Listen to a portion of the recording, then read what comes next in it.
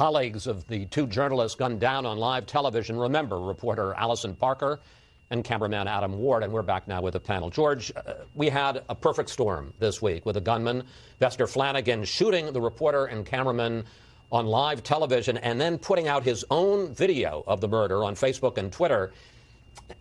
What are your thoughts about the way this was carried out?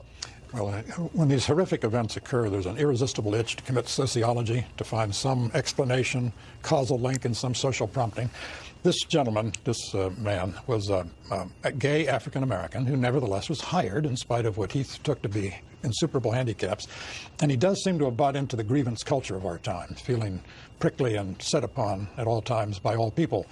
That said, it seems to me we all should step back before explaining these in terms of some defect in the society or some new social media culture. Because what that commits us to is the belief that every evil in the world can be changed by fiddling with the society, by rearranging it, by some law, regulation, or something else.